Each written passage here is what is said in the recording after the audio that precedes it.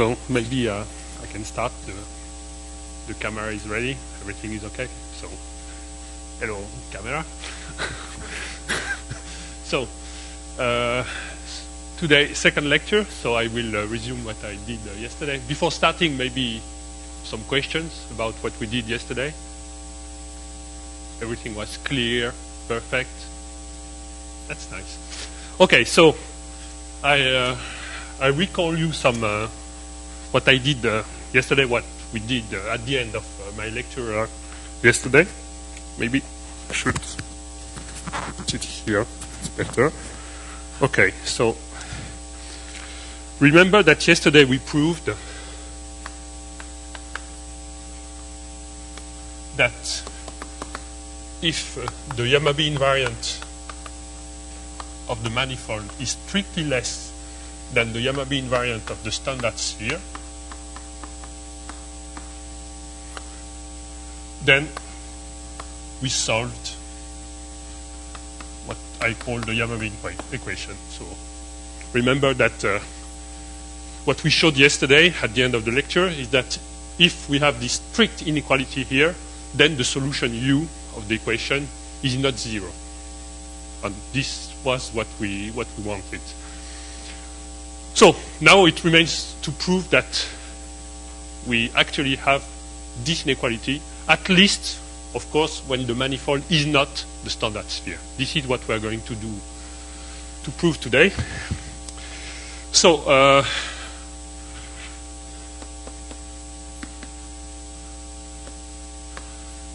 I will be interested now in the Yamabe invariant in more details.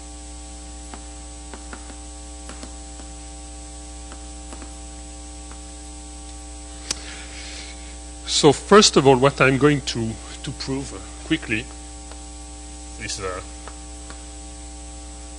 lemma telling you that actually the Yamabe invariant of a manifold is always less or equal to the Yamabe invariant of the standard sphere.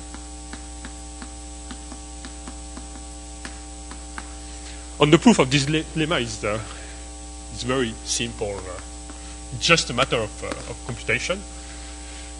Remember that the functional we used to define the Yamabe invariant, the functional we used to try to solve the Yamabe equation is the following: g of w equal to the integral of the gradient square of w plus n minus 2 over 4n minus 1 scalar curvature for the metric g, w square, so we integrate with respect to g, and we normalize this w to 2n over n minus 2 to the power n minus 2 over n. Okay, so we consider the following test function. Take a point x naught in M. I will denote by r the distance to the point x naught, and I will also consider a real number delta fixed, which is smaller than the injectivity radius of M.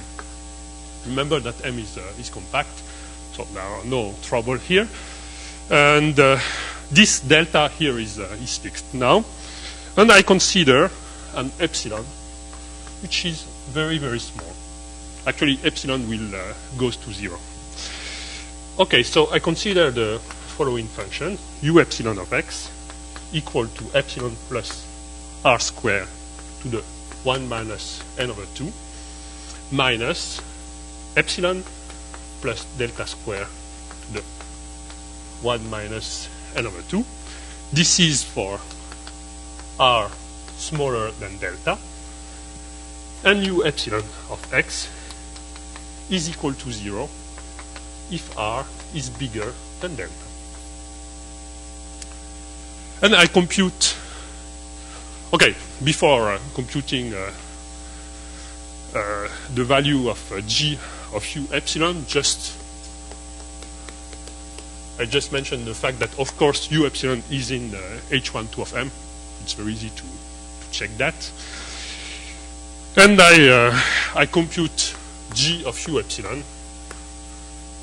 And, okay, it's a little bit straightforward, but not very complicated. And you can find this computation in the paper of Aubin in 76. You can prove that when epsilon goes to 0, the value of G of U epsilon, the limit, sorry, is equal to the Yamabe invariant of the standard speed, which proves that we have this inequality here.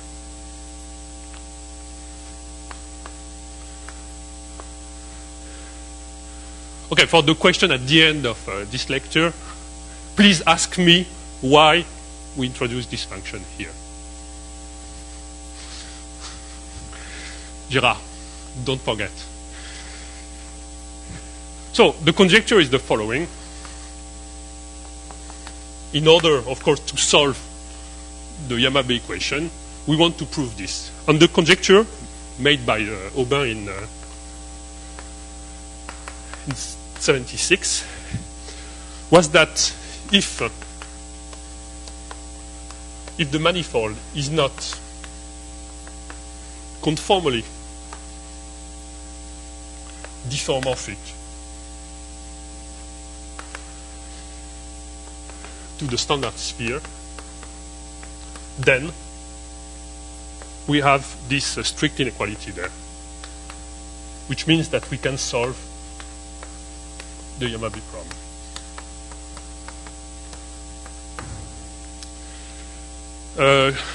Just to explain what conformally diffeomorphic means,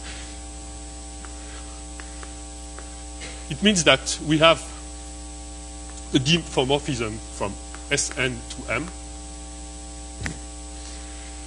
and I call it phi, and okay, phi is a diffeomorphism between Sn and M, and conformally diffeomorphic means that the pullback of the metric here is in the conformal class of the standard metric on Sn, the round metric. This is the meaning of conformally diffeomorphic.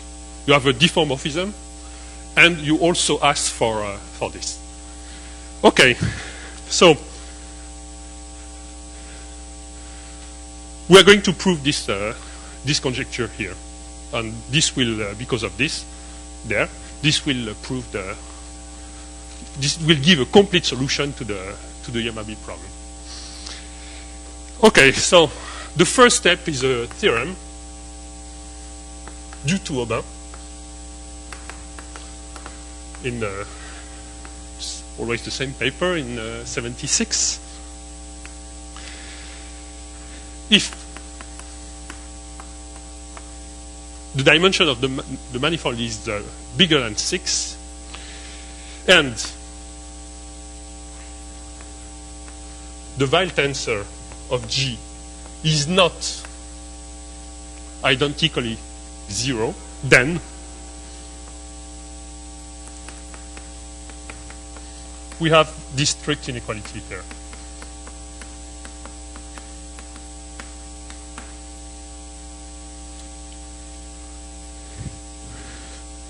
Proof.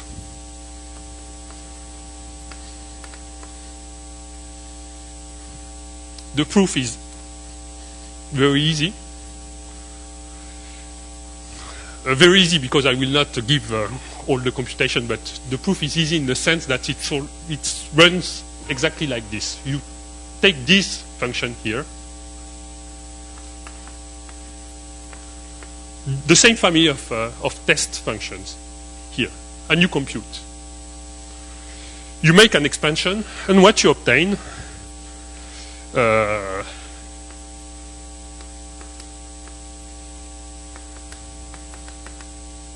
and it's a very clever computation done by Aubin. If n is equal to 6, if the dimension is equal to 6, what you get is that G of U epsilon is less or equal than the Yamabe invariant of S6 plus omega 5 is the same notation as yesterday, is the volume of the 5-dimensional sphere. There are some useless constants, so I write it because I have it on my paper, but it's not very important. The important fact is that this is positive, plus little o of epsilon square log epsilon. This is what you get. And if n is greater or equal to 7, the expansion is the following. G of U epsilon is smaller than, of course, the Yamabe invariant of the standard sphere times, you have some bad terms,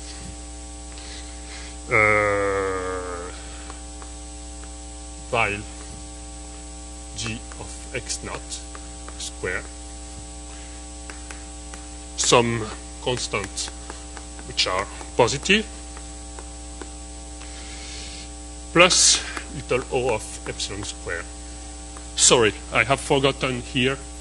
Of course, you have also while at x0 square. Sorry, I've forgotten it. So how do you conclude? So you assume here that the Weyl tensor is not 0 everywhere. So you choose x naught here in the definition of U epsilon. You choose x naught such that while at x naught is not 0. Okay? So this is not 0. And this is not 0. And you let epsilon goes to 0. And since this is negative, and of course this is negative, you have a minus sign here, it gives you the strict inequality. Okay?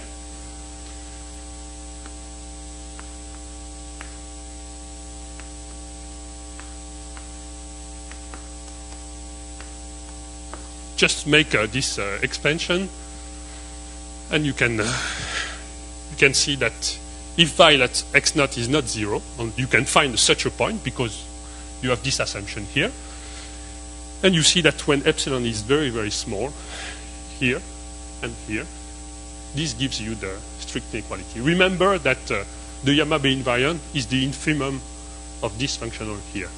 Okay? So,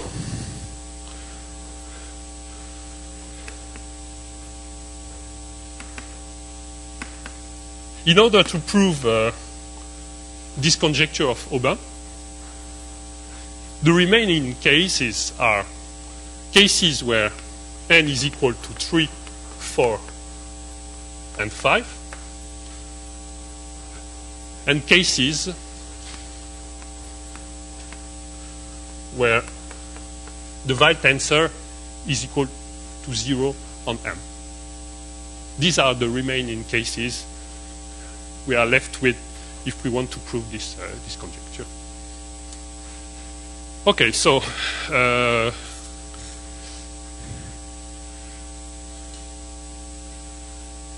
I'm going to study these two situations. To do this, I need to speak about something Fernando mentioned yesterday.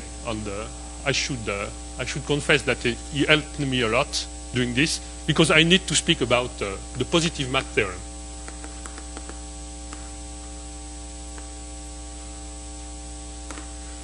So yesterday, Fernando gave the definition of what people call the Arnovitz-Dieser and Misner mass.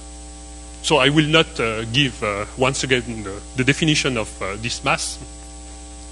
So it's, as Fernando explained yesterday, it's defined on what he called asymptotically flat manifolds.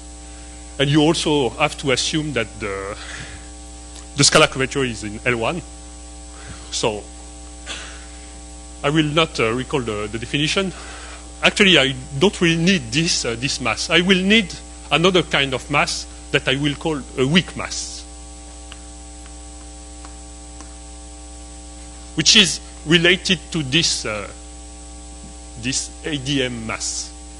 And I'm going to explain what is this weak mass, and we will need this weak mass to prove the conjecture in these cases. So, let me recall you some well-known facts. So I consider my manifold M. So the dimension is greater or equal to 3. And I take a function h in C infinity of M. And I assume that h is positive. So maybe before going on with what I want to say to define the weak mass, I just want to show you something I have forgotten to say yesterday, but I will need it today.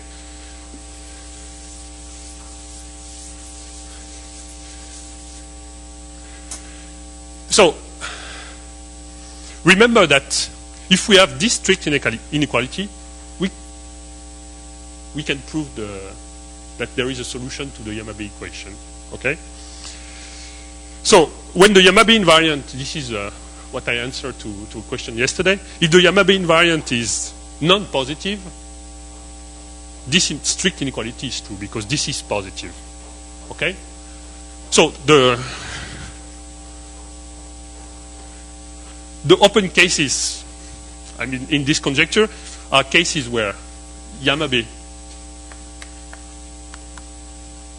invariant is positive. And now, because of Aubin theorem, the open cases are these one. But not when the Yamabe invariant is non-positive. When the Yamabe invariant is non-positive, then you have this strict inequality, of course. So remember that yesterday we proved that for the subcritical equation we have solution, the family of solution UQ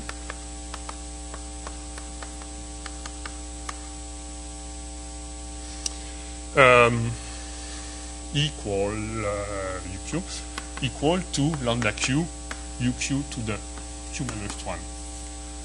So I write it in a little bit different way. Remember also that UQ, the function UQ are smooth and also positive. This is important. So I write it UQ, I will put something here, UQ to the n plus 2 over n minus 2. Okay? And what I have to put here is q minus 1 minus n plus 2 over n minus 2. Okay? I just changed a little bit the way of writing this term here. And because of what I called yesterday the scalar curvature equation,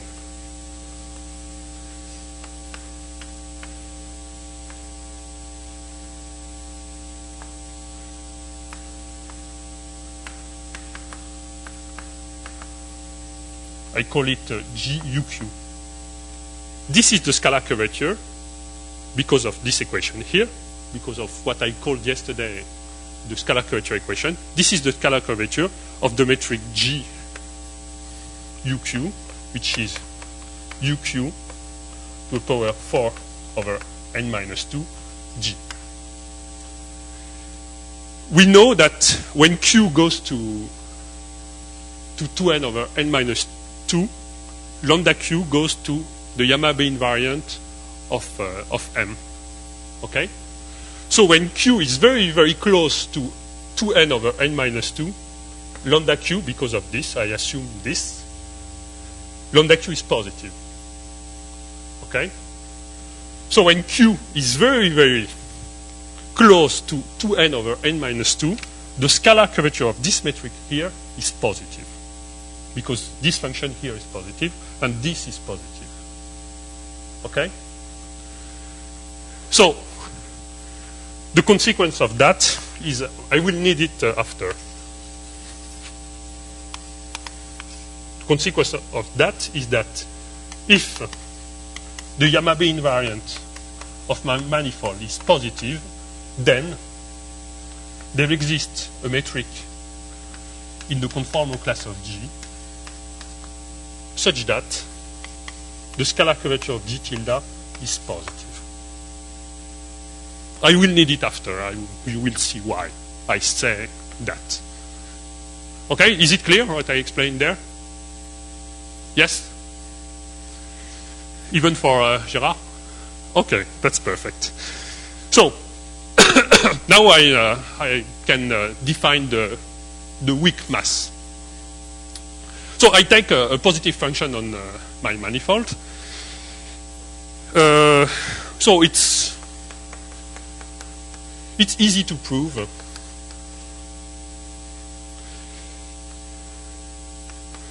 that every time that I choose a point on M, there exists a function that I will call g of x, defined on, actually defined, more than defined, just smooth on M minus x, such that the Laplacian in the sense of distribution of this function gx plus h gx is equal to, I should put no constant here. This is the Dirac mass at x. Okay, this function here is called the Green function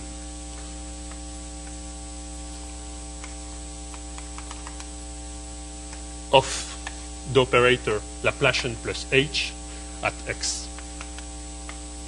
The classical Green function, solution, fundamental solution of this equation.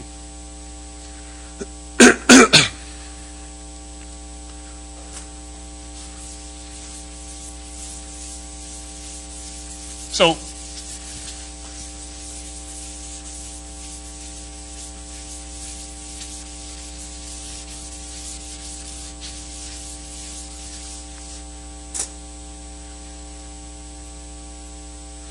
I assume here, because don't forget that I want to prove this conjecture, and the interesting case is the case where this invariant is positive. So I assume that the Yamabe invariant is positive. So because of what I said here, there exists a metric G tilde in the conformal class of G such that the scalar curvature of G tilde is positive. So up to this conformal change, I can assume that actually the scalar curvature of G, the metric I take here, is positive. Okay, I don't want to write every time this G tilde. So I assume, without any loss of generality, I assume that the metric G, the initial metric, has a positive scalar curvature because of what I explained there.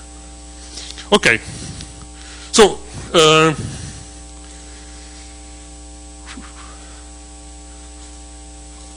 in this definition here of the Green function, I choose h equal to n minus 2 over 4n minus 1 times the scalar curvature of G, which is a positive function of course, a smooth function. Okay, and so G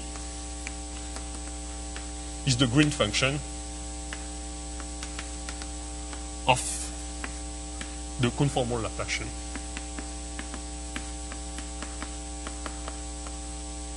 Remember that the conformal Laplacian is conformally covariant. Okay? It behaves like that. If you take a metric G bar in the conformal class of G, G bar equal to some function psi or n minus 2 G, you have this very nice relation L G psi phi. So because of that,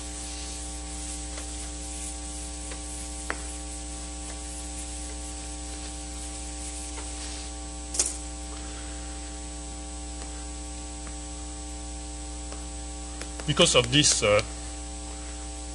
transformation law, denoted by star, it's easy to see that if you change the metric in the conformal class of G, you take this metric G bar, and you consider the green function of G bar at X, you have a very nice relation, which is this one, at the point Y. Psi X, psi Y. There is no power here. No.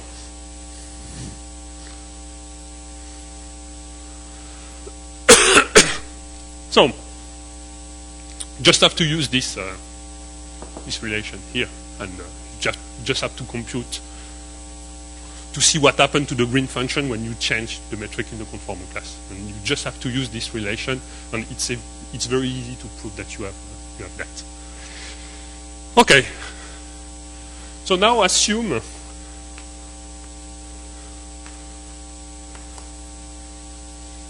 that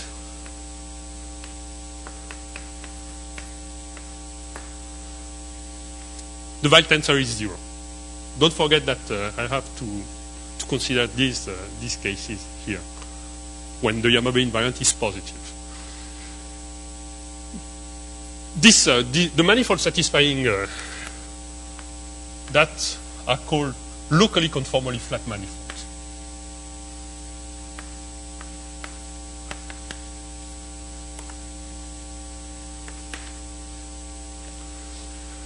This is the definition, actually.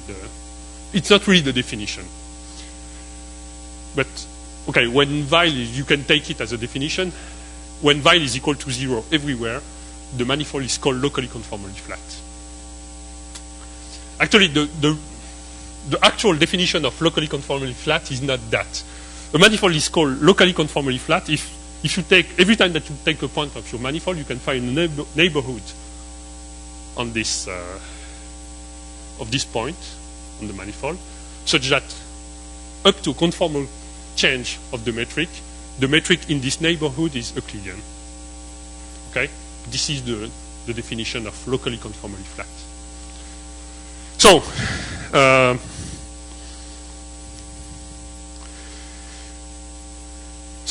okay.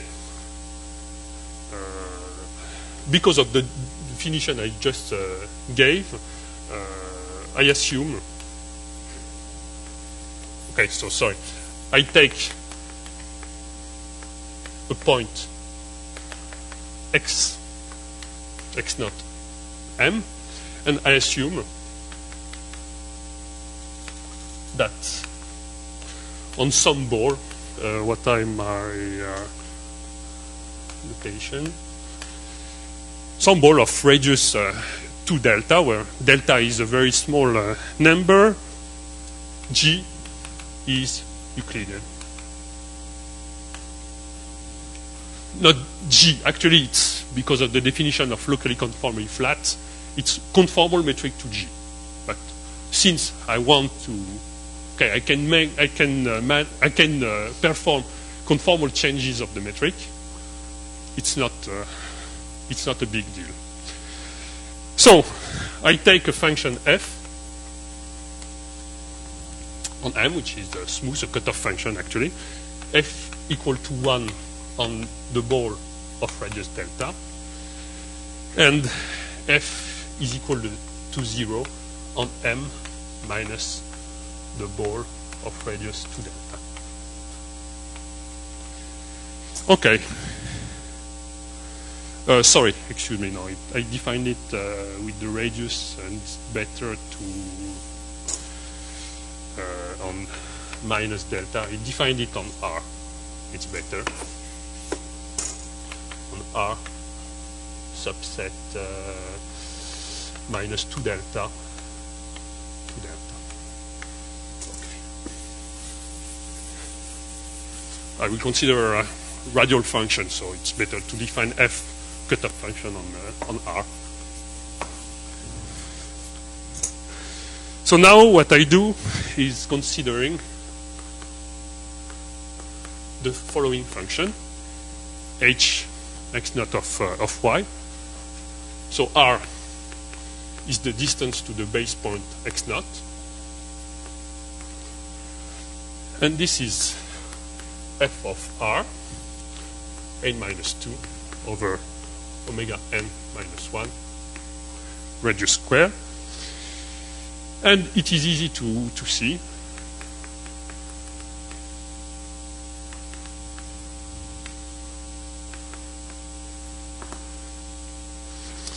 that if you compute the Laplacian of h, you have this not very nice formula. I hope it's correct. It should be, because some months ago I explained this to my colleagues in Grenoble, and nobody told me that there was a mistake, so I imagine that everything is correct. So after computation you find this. Just compute for radial functions. It's very easy. So this is on the ball of radius 2 delta minus x. There is a problem, of course, when y is equal to x naught. This is x naught here. And the Laplacian, of course, because it's a cutoff function, f is equal to 0 outside minus 2 delta 2 delta. This is equal to 0 on M x naught 2 delta. So I'm sorry, it's a little bit boring, but that's the easiest way to define the weak mass. So I'm sorry if everything is a little bit boring. It's almost finished, actually, so please be patient. So now,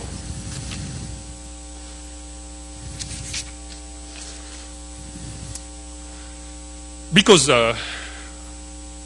remember that f is equal to 1 on this interval here, you see that it's very easy to see, because you have the derivative here, that actually the Laplacian of h x naught is C infinity on M.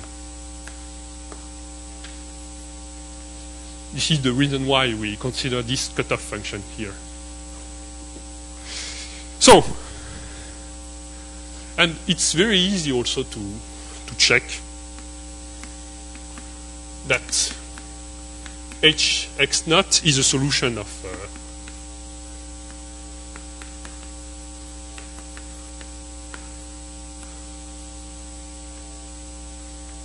this equation. In the sense of distribution, be careful, you have I think that people in France call it the jump formula for distributions. So you have this. The h x naught is a solution of this equation.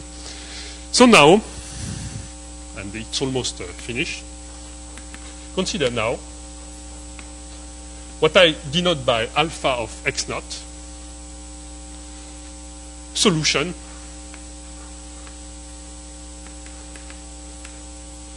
the solution of the following equation: Laplacian of alpha x naught plus a minus 2 over 4 a minus 1 Rg alpha x naught equal to minus the Laplacian of h x naught. So please be careful. Okay, up to conformal change of the metric, so I still denote by x the metric. I assumed that in a small neighborhood of x naught, G is Euclidean.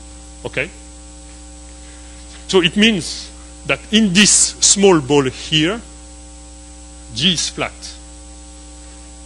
So it means that around x naught, this scalar curvature here is 0.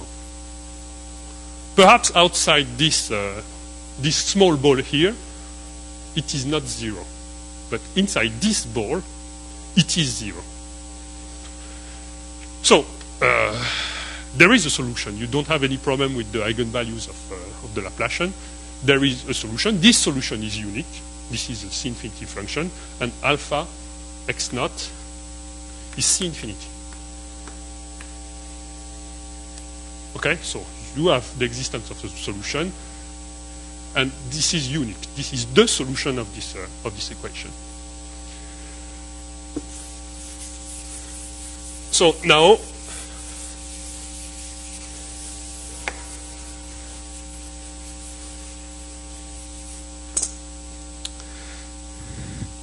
I consider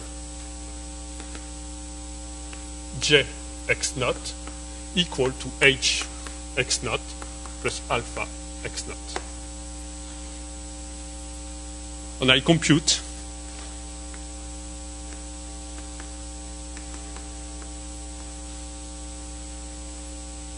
this plus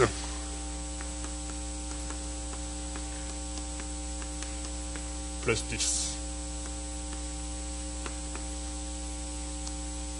Okay? So this is equal to,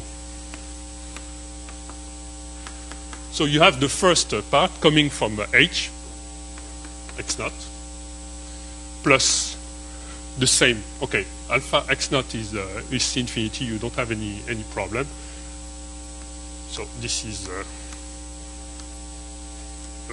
real Laplacian for x naught, alpha x naught, sorry, plus a minus 2 over 4 a minus 1 Rg. So you have h x naught plus a minus 2 for a minus 1 scalar curvature alpha x naught.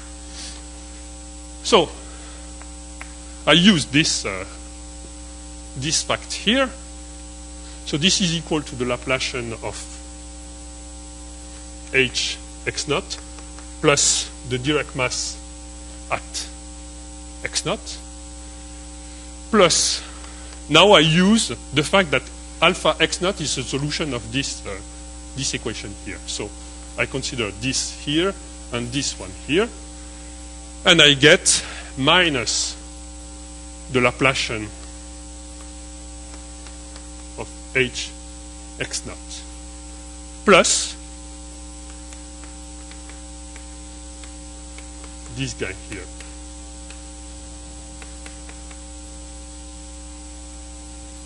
So this and this cancel.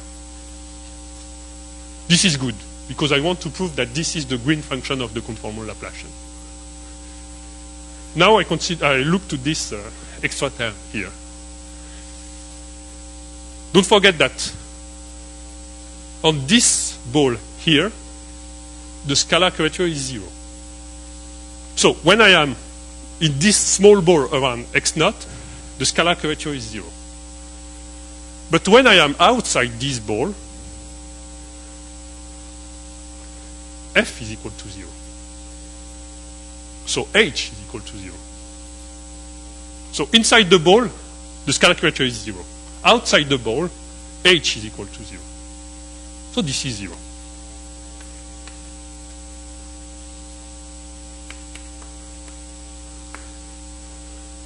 This is the expansion of the green function of the conformal Laplacian at point x0.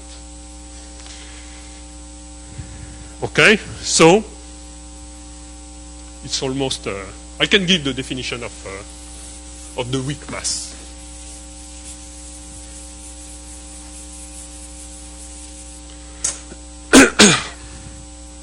Definition. The weak mass of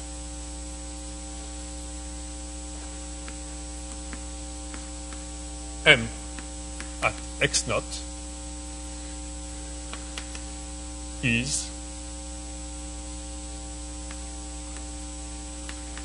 the evaluation of this function here, which is regular, which is defined. What I did here actually is that I put the singularity of the green function here, in this part here. This is the singularity. And this is a smooth function. Alpha x0 is C infinity. And I evaluate this function here at x0. And I call this the weak mass of the manifold at x0. Okay? This is the definition of the weak mass. And remark, remember that if you take a metric G bar in the conformal class of G, G bar equal to psi for n minus 2 G. Sorry, put bar here, and I put x0 here. You have this formula I wrote before. Of y. So, if you change the metric in the conformal class of G, and this is the important fact, the sign of does not depend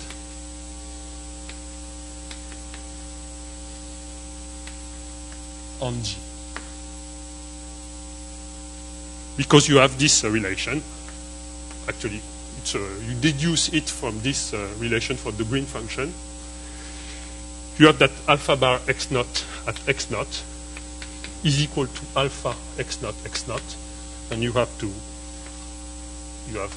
similar. This is positive. So the sign is the same. So the value of this weak mass can change, but the sign of this quantity, of this mass, does not change if you change the metric in the conformal class. Okay? So there is just to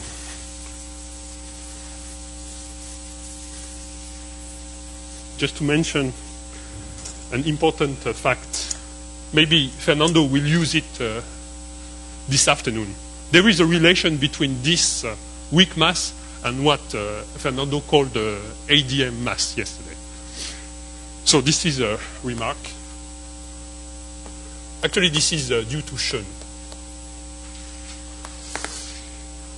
If you consider this manifold here, you take the green function, and you consider what people call the blow-up of the manifold using the green function at x0. This metric here is conformal to the metric G. Okay? Sorry, I have forgotten to say that Jx0 is a positive function. I have forgotten to say that, and I needed to define this conformal metric. So this is not very difficult. So the first important fact is that this manifold is asymptotically flat. in the sense of the definition that Fernando gave yesterday. So I can speak about, sorry, there is another important fact. The scalar curvature of this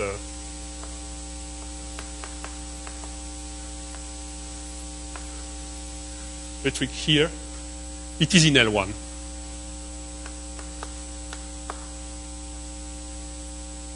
So I can define the mass of the ADM mass of this metric. Actually, it's better than this. This is exactly what Fernando said yesterday. This is 0.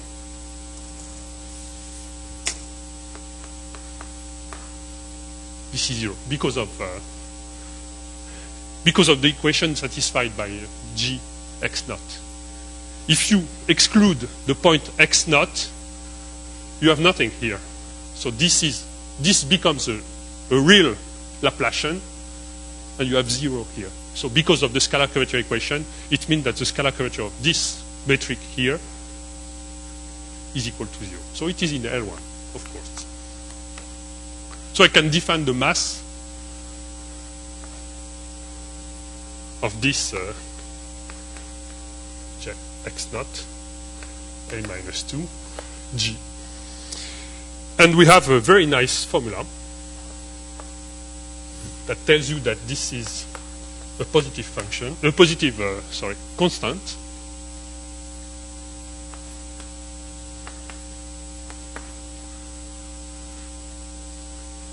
So there is a relation between this weak mass and the ADM mass.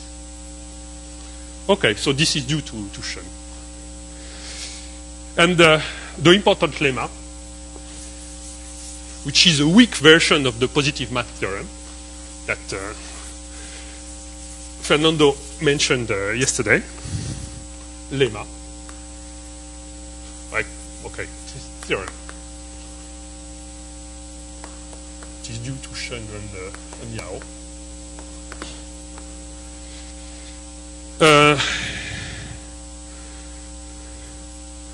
Okay, assume that G is locally conformally flat. Locally conformally flat.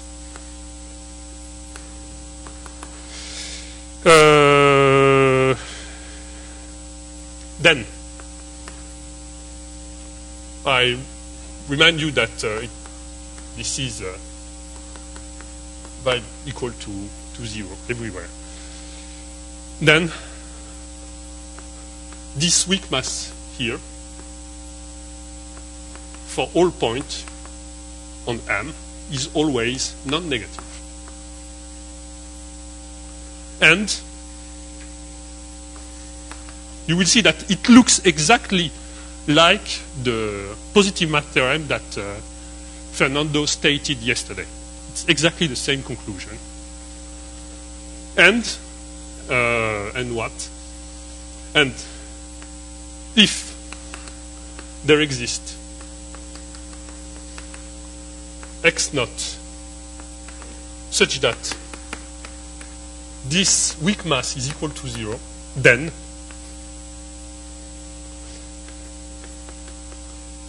your manifold is conformally diffeomorphic to the sphere, the standard sphere.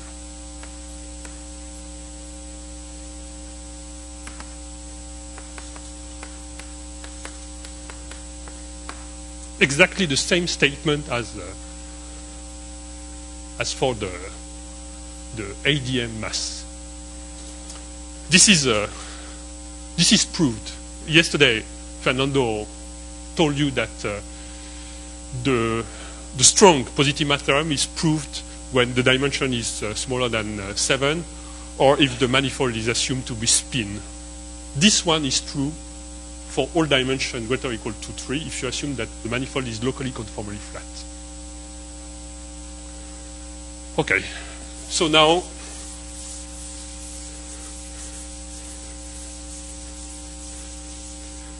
I can almost conclude.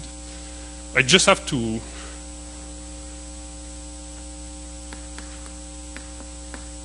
say what happened when the dimension is small, but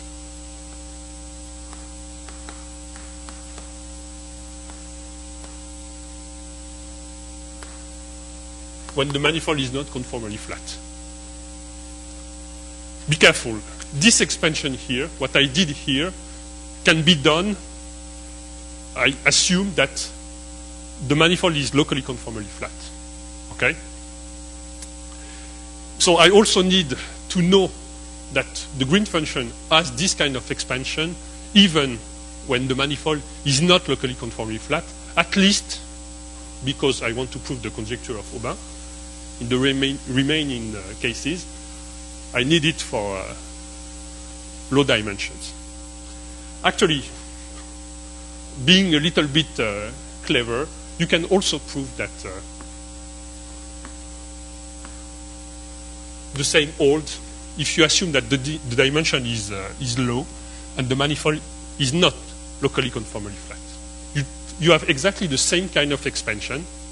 You have to use a very particular system of coordinates around x0. You prove that you have this kind of expansion. You define the weak mass exactly in the same way. You have, of course, this. And you have also this theorem of Schoen and Yau. So I don't give the detail of that. It's not very interesting. Once you have seen it in the locally conformally flat case, it's useless to do it. Just have to introduce the right system of coordinates on your manifold, and that's it. Okay, so now I can prove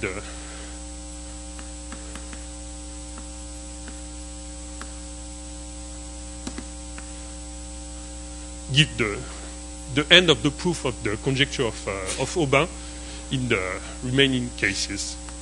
Remember that remaining cases are low dimension and locally conformally flat.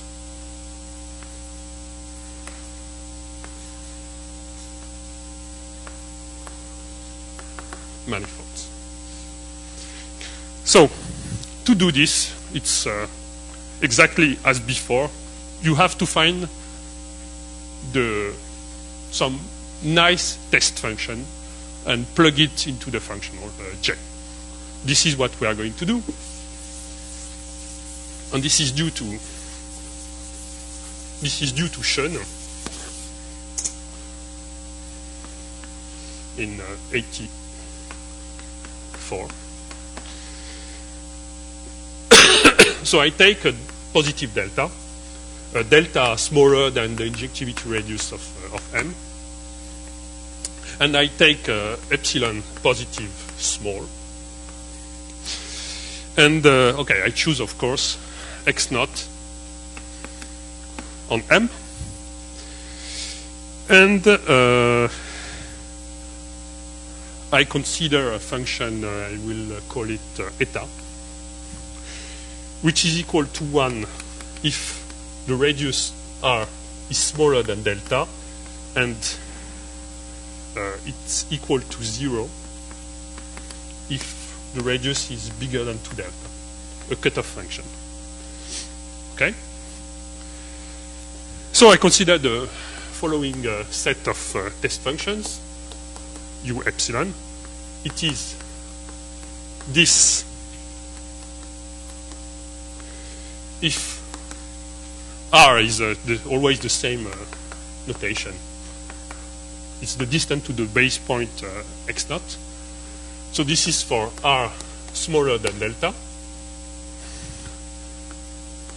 U epsilon is equal to some constant c times the green function at x0 minus my cutoff function times alpha x0 at x.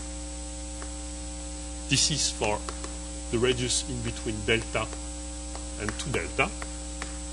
So I choose the function, the constant c here. It's a positive function.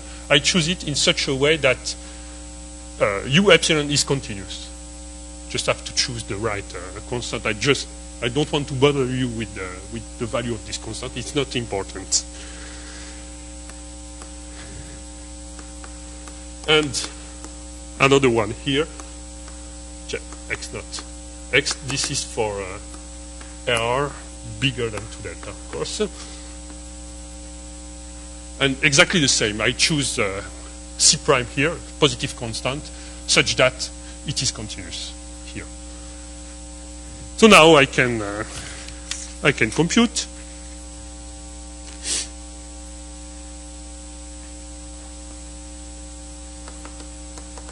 Little bit long computation. This computation tells you that G of U epsilon is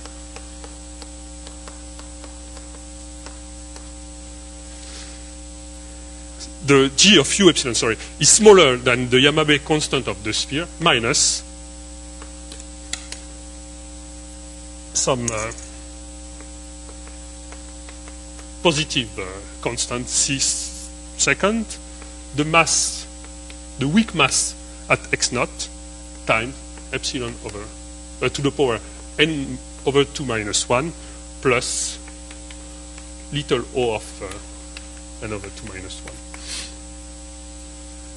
So now it's finished. Because when epsilon is small, okay, so if the manifold is not conformally diffeomorphic to the sphere, this is always positive. So this is positive, and the Yamabe invariant of your manifold is strictly less than the one of the sphere. So to conclude, there is still just a little thing to say. What happens when your manifold is conformally diffeomorphic to the sphere? When the manifold is conformally diffeomorphic to the sphere, this is 0 at every point. But in this case, the Yamabe problem is already solved, because the scalar curvature of the round metric on the sphere is constant. So everything is already done if your manifold is conformally diffeomorphic to the standard sphere. So this is the end of the proof of the Yamabe problem. Okay, so now I will go back to surfaces. Any question on this? No? Everything was clear. Gérard? Thank you. So, okay, I can go on with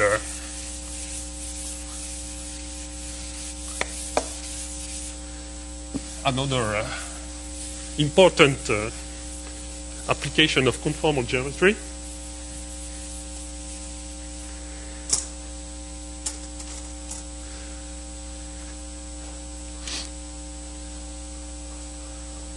So this will be the second part of my lectures.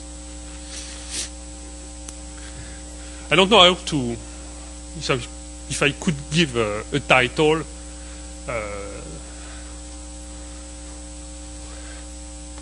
I will call it critical dimensions.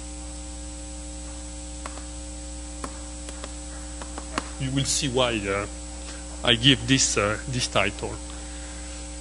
So let's go back to surfaces.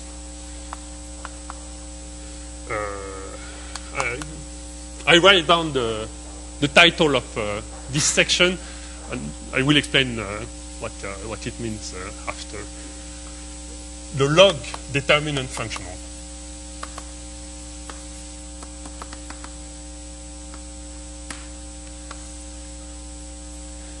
It's nice because today I've seen on the blackboard that there is a French colleague who is visiting IMPA, and this afternoon is going to give a talk on the zeta function, and this is related to the zeta function.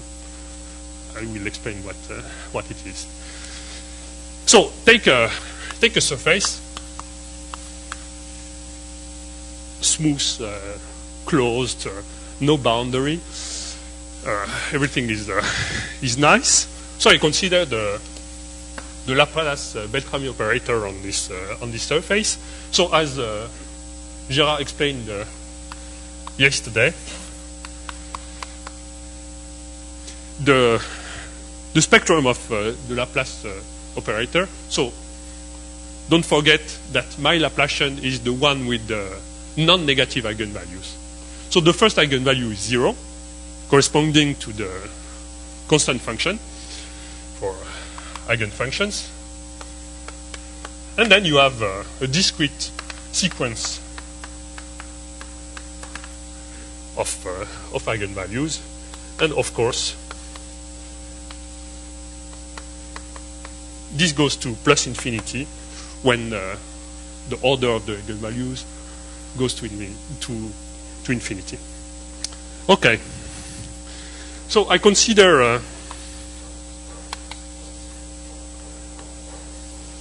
what I call the zeta function of G, which is exactly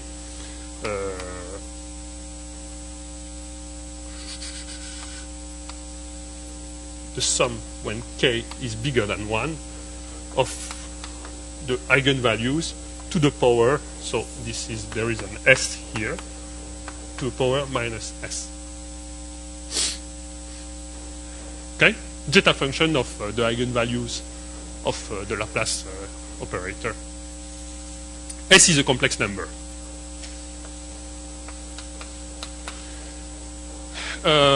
So I should say something about the definition of this function here. Remember that this is the Weyl asymptotic formula. It tells you that more or less the eigenvalues behaves like some constant, depending on, of course, on M and also on the metric, times the order of the eigenvalue. Okay, so it's easy to show using this that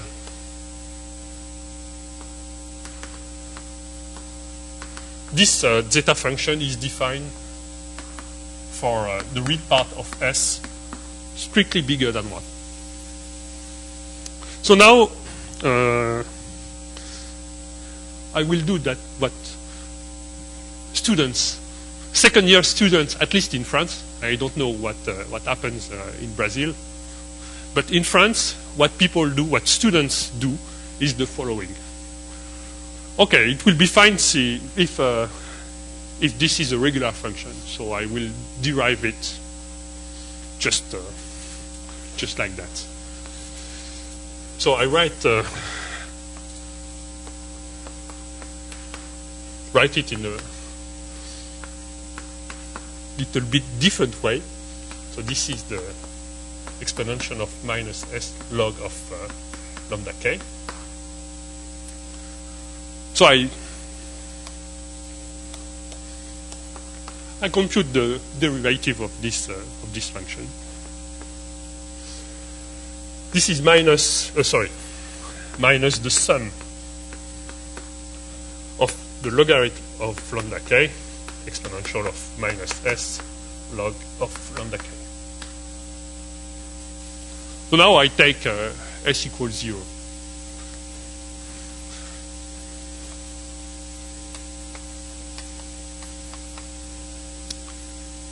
This is minus the sum of the logarithm of the lambda k. Or if you prefer, this is minus the log of the product of the lambda k.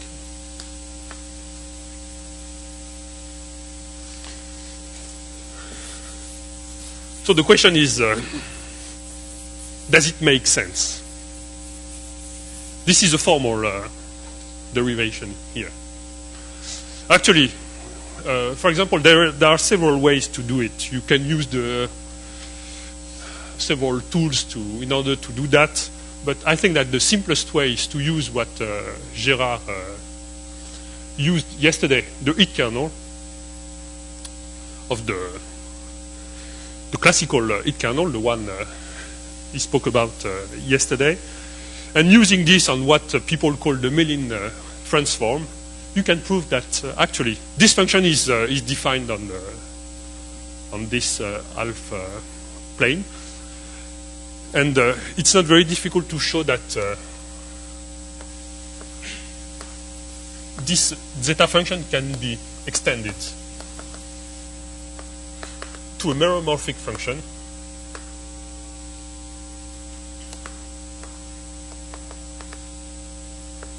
on C, and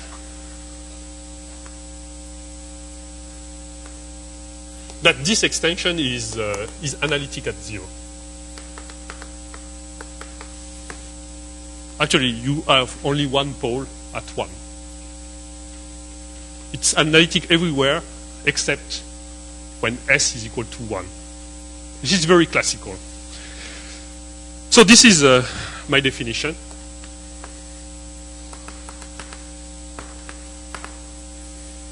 What I call the log determinant of the Laplace operator, and this is the reason of this title here,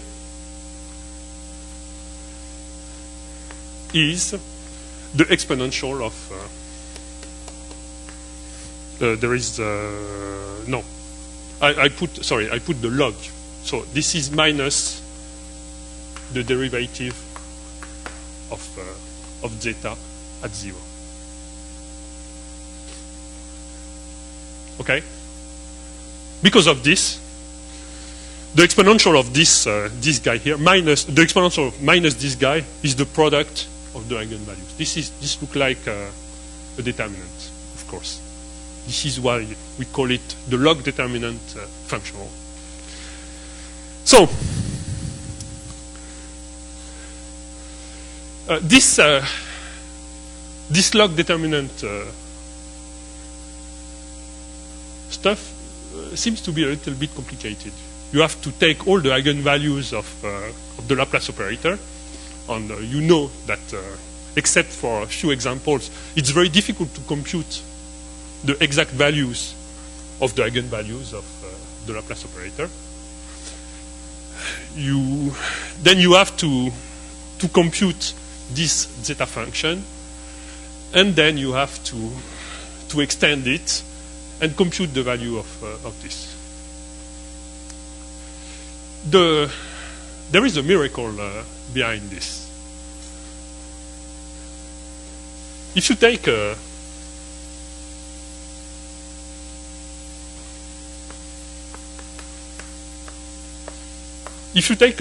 metric conformal to the initial metric, and you ask what happened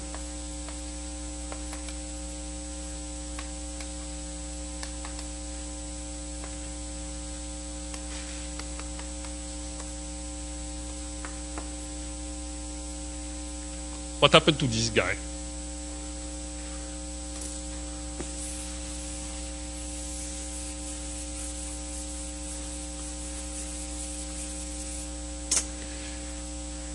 The answer is very easy. This is what people call the Polyakov formula.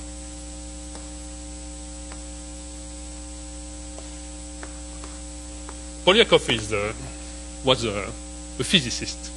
He was the first to notice this important fact. So you take your manifold, and you take your metric GW. You assume that the volume is fixed, just to avoid some normalization.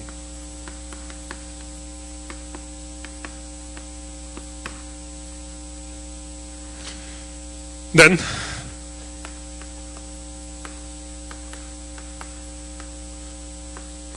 the log of the determinant of the Laplace operator for this new metric in terms of the determinant of the initial metric is given by this very nice formula.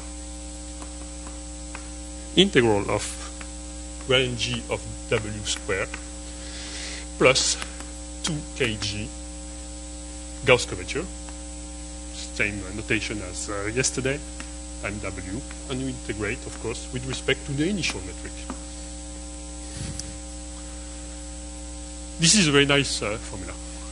And yesterday I told you that there is a proof by Osgood, Phillips, and Sarnak of the uniformization theorem, and the way they gave this new proof of the uniformization theorem is using this log determinant functional, using this formula here. And what they showed is that if you consider, this is Osgood, Phillips, and Sarnak, if you consider this functional fw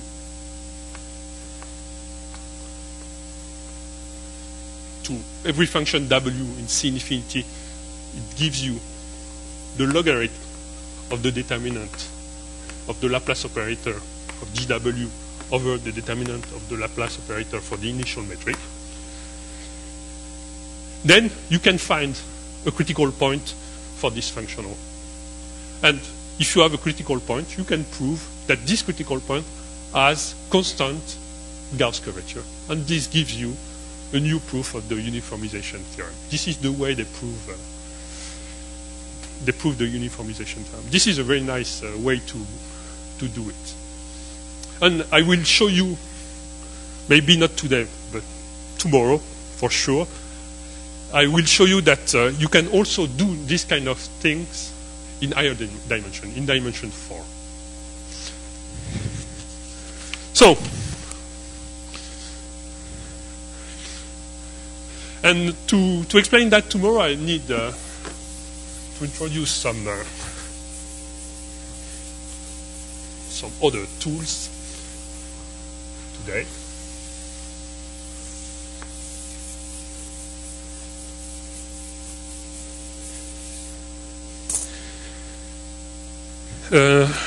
Let me see.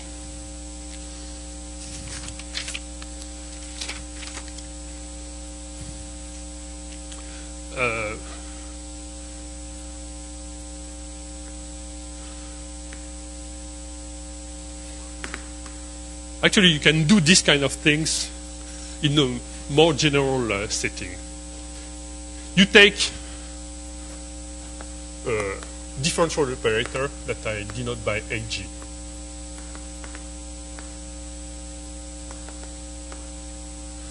You assume, okay, you have to assume a few things in order to have a discrete sequence of eigenvalues. So you assume that it is self-adjoint. And, okay, you assume that it is, I just need it for my notations, of order 2L, even order 2L. And you assume also that it is conformally covariant, which means always the same definition. If you take a metric in the conformal class of G, you have that AGW of every function phi is equal to some. There exist A and B real numbers such that for all phi you have this kind of formula: A to the W, AG of EB to the W. Phi. Conformally covariant transformation law of this operator. Okay, so once again, I can define the zeta function of Ag exactly in the same way, just the way I did it there. This is the sum for all eigenvalues of this operator being not zero of the modulus of the absolute value, because they are real, minus S. And once again, I can prove this is defined because of the Weil asymptotic formula. This is defined for the real part of S strictly bigger than n over 2L. And okay, it is also possible using, for example, the E-kernel. It is also possible to prove that this zeta function can be extended to a meromorphic function on C, and this extension is analytic at 0. So what I call the determinant of AG is -1. So I have to be careful here. You can have negative eigenvalues for this kind of operators. This is not the case for the Laplace operator, but here you can have negative eigenvalues. For example, for the conformal Laplacian, if you take the conformal Laplacian and you are in the situation where the Yamabe invariant is negative, you have negative eigenvalues of this operator. So I have to take this into account in my definition. So this is -1 cardinal of the number of eigenvalues which are negative times the exponential of minus zeta of AG at 0 prime. Of course, the derivative just as in this definition here. There is a problem. The problem is that here, this definition is not scale invariant. So it's not a big deal. I just have to normalize it in order to have something which is scale invariant. And this is what I do here. This is the normalized determinant of my operator AG. So I have, we started a little bit late, so I have 3 or 4 more minutes. I am my self chairman. This is what Pierre told me. So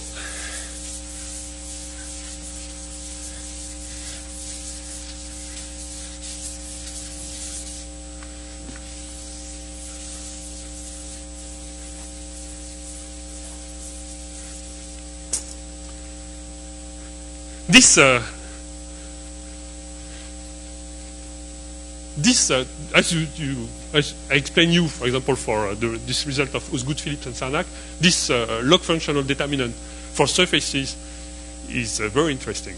It has a lot of interesting properties. And I will show you that this generalization in higher dimension has many applications in dimension 4. This is what I'm going to explain you tomorrow. And to explain you that, I need to introduce a very special operator, which is called the Panitz operator.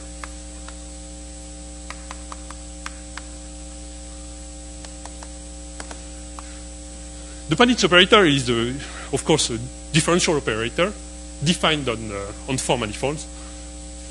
Actually, you can define it in higher dimension, but for me, it's not very. For what I'm going to say tomorrow, it's not necessary. It looks like that. It acts, of course, on functions. Phi is the C-infinity function. It's of order 4 on 4 manifolds, just like the Laplace operator on surfaces, dimension 2, order 2. This one on dimension 4, order 4. And you will see that it's very similar to the Laplace operator. So it starts like the square of the Laplacian. Then you have some lower order term, characteristic time the metric, minus 2 times Ricci, differential of pi. So what is the meaning of this? So this is a symmetric 2-0 tensor. This is also a symmetric 2-0 tensor. So in one of the entries, you put this. So what is left is one tensor here and here. So you have one tensor, and you take the divergence of this one tensor. Now you have, of course, a function. Okay?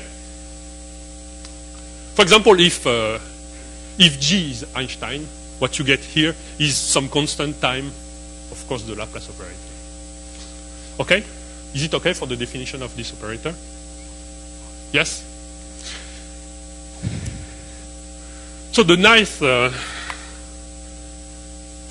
thing here is that if I take a metric which is conformal to the initial metric, you have very nice relation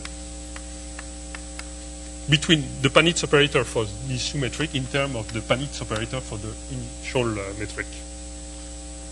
I will recall you here that for surfaces dimension 2, you have this for the Laplace operator. It's very similar. Remember also that for a surface, you have this very nice formula.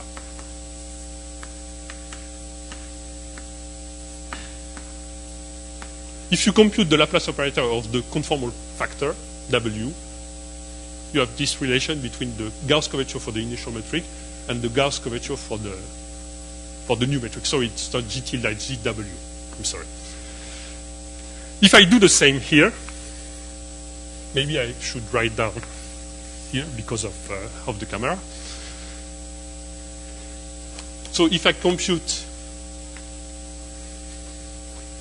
the Panitz operator of the conformal factor W, you have a very nice formula, which is this one, where Q is called the Q curvature.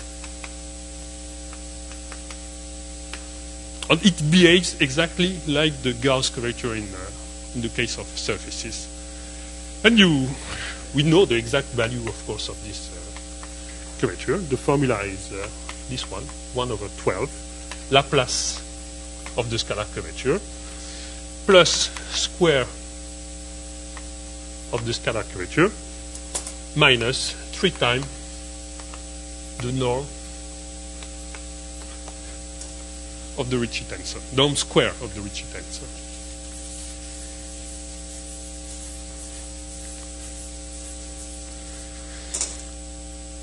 And the last thing I would like to recall you, is that if you integrate the Gauss curvature on the surface, you have the Gauss-Bonnet formula, which is this one. If you do exactly the same for this Q curvature here, I never remembered the constant in dimension 4. Vincent should know that. It's 8. Yes? 8 pi squared.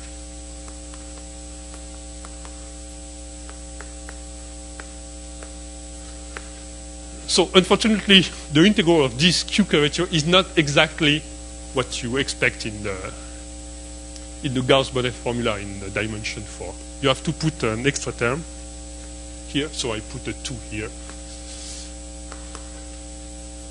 This extra term is the square or the Weil tensor.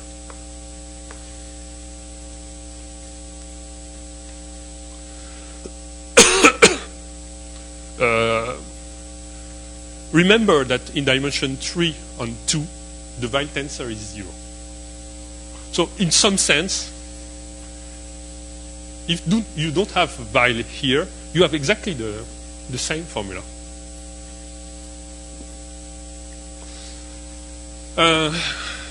And what is important here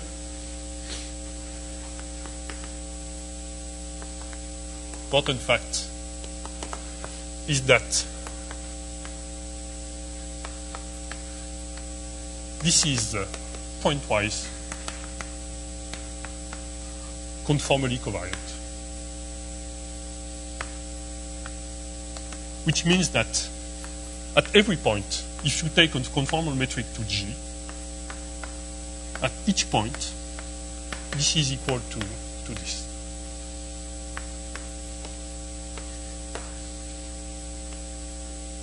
So, of course, the integral of the square of the Weil tensor does not depend on the metric you take in the conformal class. So because of this formula here, this implies that this quantity here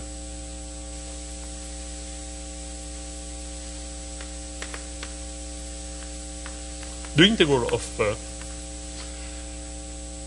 the Q curvature, this Q curvature there, is a conformal invariant.